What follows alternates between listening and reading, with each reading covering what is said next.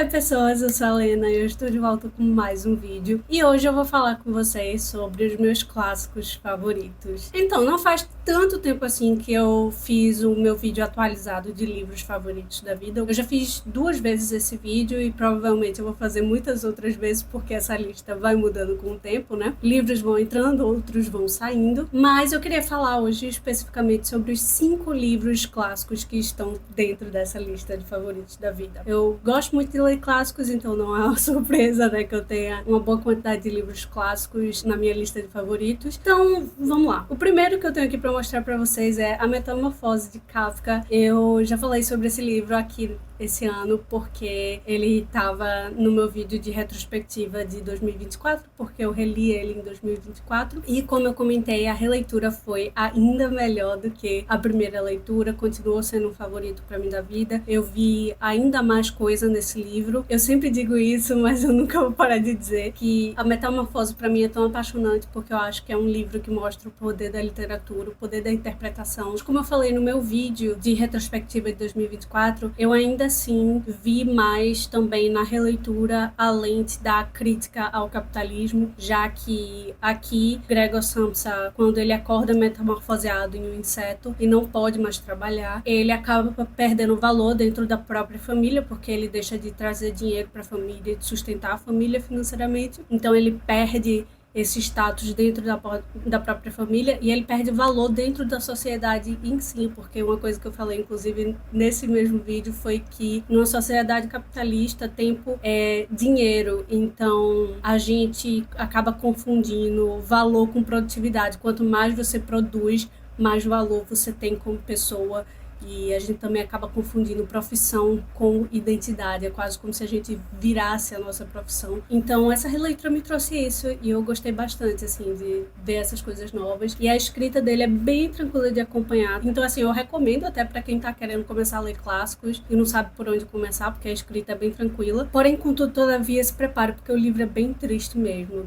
Tá? Principalmente quando vai chegando mais... Assim, pra mim o livro todo é muito triste, mas quando vai chegando no final vai ficando cada vez mais triste, então preparem-se pra isso daí. O segundo que eu tenho aqui é O Deserto dos Tártaros, de Dino Buzzati, é um clássico italiano. Eu li esse livro há muito, muito tempo, quando ele veio no kit da Tag, eu acho que foi o kit de outubro de 2018, que foi quando eu era assinante. Eu fui assinante por um ano da Tag. E foi uma grata surpresa esse livro daqui. Eu não sabia nada sobre ele. E eu realmente preciso reler ele. Eu sempre falo isso quando eu falo desse livro. Eu não sei porque eu ainda não reli ele, mas eu preciso reler. Mas aqui, basicamente, a gente tem um personagem que o nome dele é Giovanni Drogo. Ele faz parte do exército e ele recebe a missão de ir para um forte que fica justamente de frente para o deserto, que eles chamam o Deserto dos Tártaros. A função desse forte é justamente estar ali alerta para se os tártaros forem invadir. É muito interessante porque com essa sinopse você pode pensar que vai ser um livro de guerra e tal, mas não é. Na verdade, o oposto de um livro de guerra. É sobre o livro, na verdade, da expectativa da guerra, do medo da guerra, da espera pela guerra, mas mais do que isso, é um livro bem reflexivo sobre o que realmente é valioso na vida, se vale a pena a gente abrir mão de algumas coisas por algo que a gente pensa que é muito mais valioso, mas não é algo certo. Então, se a gente não recebe essa coisa na vida,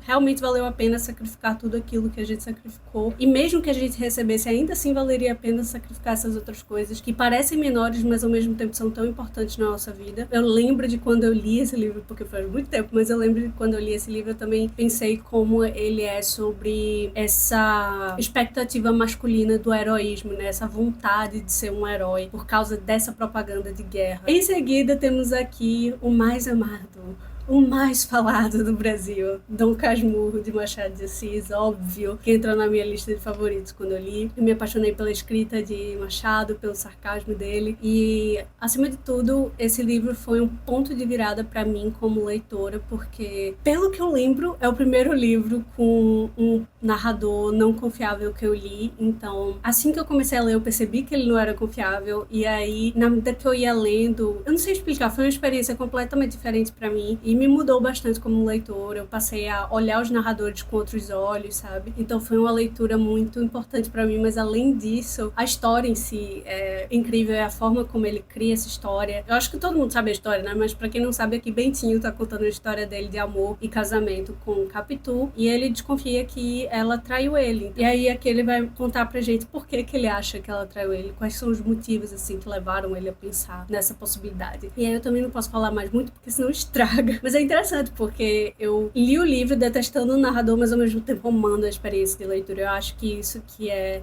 o mais mágico na escrita de Machado, é como ele faz um personagem detestável e não confiável como narrador, mas ao mesmo tempo você não se cansa de ler ele. Eu acho isso fenomenal. Temos aqui o queridíssimo A Fazenda dos Animais, de George Orwell também. Esse livro eu li pela primeira vez na edição antiga, que ainda estava com o título A Revolução dos Bichos, e é a segunda vez eu li aqui nesse livro, e de fato dá pra ver a diferença entre as traduções. Eu não vou dizer que é impossível ter uma experiência bacana ou completa na tradução antiga, não. Se você já tem um livro antigo na estante, dá pra ler, enfim, dá pra tirar as conclusões corretas do livro, porém dá pra ver bem a diferença das traduções daquela época pra cá. Se você não sabe essa história da tradução da Fazenda dos Animais, é porque na época que ele foi traduzido a primeira vez, se eu não me engano, o Brasil ainda estava no período de ditadura militar, então algumas coisas foram traduzidas de uma forma um pouco diferente, porque o livro também foi usado como propaganda anticomunista. Eu sempre digo que eu não sei como, porque esse livro claramente não é uma propaganda anticomunista. Ele fala assim sobre a Revolução Russa e critica o sistema político russo depois da Revolução, porém eu não acho que o livro diga que comunismo é ruim, até porque se ele dissesse isso eu não ia ter gostado do livro, né? Mas é engraçado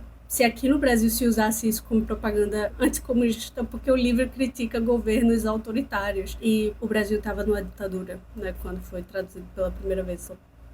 Enfim, fazendo uma propaganda autocrítica, imagino eu. Mas aqui o que acontece é, os animais de uma fazenda são muito explorados pelos humanos, então eles se unem para fazer uma revolução e colocar os humanos para fora da fazenda. E quando eles conseguem isso, eles criam um governo igualitário. Só que esse sistema de organização que eles criaram, com o passar do tempo, vai virando uma coisa autoritária. E aí é muito interessante porque ele mostra como o discurso vai mudando de pouquinho em pouquinho, como se vão mudando as memórias ou a história, alterando a história para se encaixar nos interesses políticos de cada um. Eu adoro esse livro, eu acho que ele faz isso muito bem. Eu acho muito interessante como ele usou os animais também para indicar diferentes parcelas da sociedade, né, da população. Eu gosto muito, muito desse livro. Aí eu também tenho aqui Orgulho e Preconceito, de Jane Austen. Eu quero muito reler. Eu pretendo ler Jane Austen em ordem cronológica, então eu vou reler esse livro depois que eu ler Razão e Sensibilidade. Eu amei esse livro quando eu li. Eu tava com muito medo de ler Jane Austen na época. Medo de ler e não gostar, de achar mais ou menos, mas a escrita dela me encantou, o sarcasmo dela é fenomenal. A primeira frase desse livro, né, que é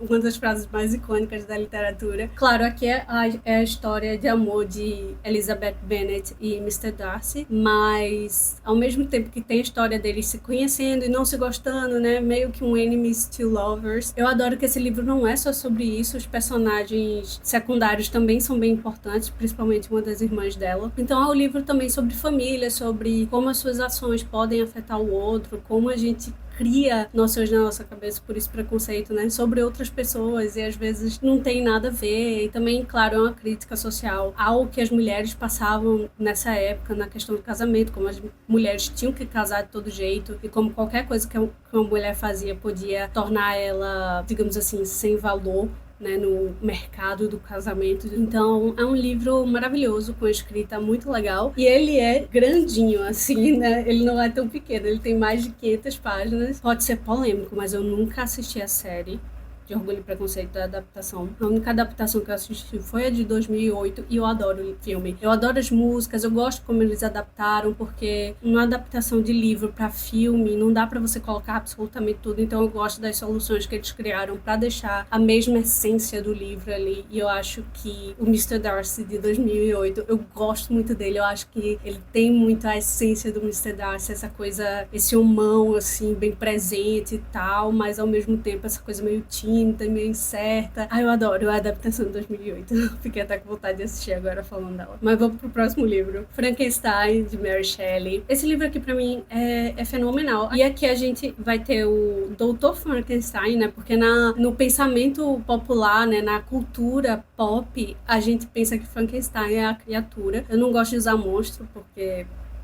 enfim, eu vou falar já já. Mas a gente pensa que é a criatura, mas não é. Frankenstein é o doutor. A criatura não tem nome, pelo menos que eu lembro. Ele não se nomeia em nenhum momento. E Frankenstein, ele é um cara bem desequilibrado mesmo. E aí ele decide que ele vai criar um ser novo a partir de partes... de pessoas que já não estão mais aqui na Terra. E aí ele cria essa criatura, só que ele não tem responsabilidade nenhuma sobre essa criatura. Ele não cuida, ele simplesmente cria esse ser e deixa esse ser aí a ver navios. E esse ser começa de uma forma super inocente, confusa, e aí você vê essa descoberta dele do ser, e a solidão também. As coisas vão progredindo de uma forma muito violenta e triste. E o interessante desse livro é justamente as reflexões filosóficas que tem aqui no meio, e justamente essa reflexão de quem é o verdadeiro monstro. É a criatura ou é o criador? E além disso, é sobre as limitações da ciência, sobre, eu acho que também achar a justa medida, porque o progresso é sempre importante, principalmente para descobrir formas de vida mais saudáveis, mais alegres para as pessoas, mas ao mesmo tempo a que ponto a gente deve criar essas novas tecnologias, até que ponto a ciência e a tecnologia devem agir. Essa é uma reflexão muito importante desse livro,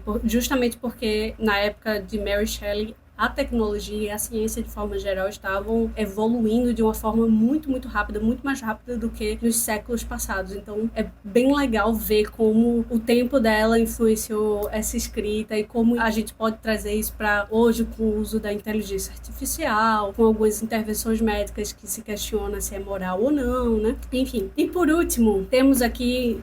eu acho que no início do vídeo eu falei 5 livros, não eram 5 livros, eu menti, são 7, tá? São 7 livros. Mas por último eu tenho um Horror dos Ventos Uivantes. Aqui a gente vai acompanhar a história do relacionamento de Catherine e Heathcliff, e é um relacionamento completamente tóxico. Não é um romance, tá, gente? Tem aqui um romance entre eles, mas não é um livro romântico, não é como se Emily Brontë estivesse dizendo, olha isso aqui romântico, isso daqui não, ela tá fazendo um estudo do relacionamento deles. E esse livro foi uma surpresa pra mim, porque eu não sabia que eu ia gostar tanto. Eu gostei muito da escrita dela, me surpreendeu muito, eu gosto muito como você consegue diferenciar o clima do passado, quando a gente tá vendo a história passada, e do presente, quando a gente tá vendo alguns personagens no presente. Eu gosto muito como a escrita dela faz a gente sentir essa diferença, sabe? A gente vê essa crueldade, essa frieza, essa tristeza, essa dor evoluindo ao longo do livro. E é um livro gótico, né? Então também tem um certo aspecto sobrenatural, mas é uma coisa muito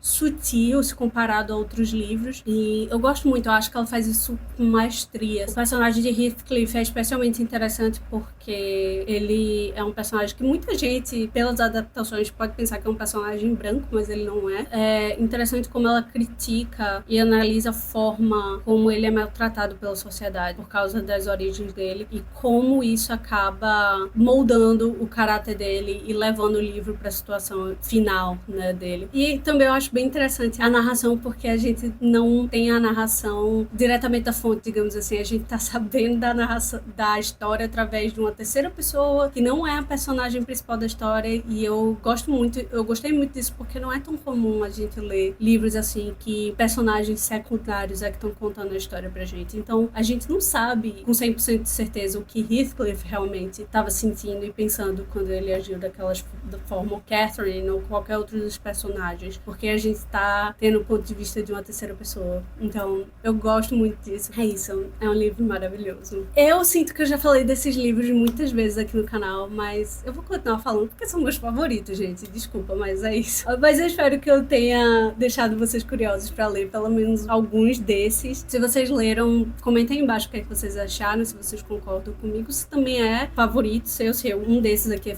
é algum favorito seu. É isso. Eu espero que vocês tenham gostado do vídeo. Eu vou ficando por aqui. Um beijão. E eu vejo vocês no próximo vídeo.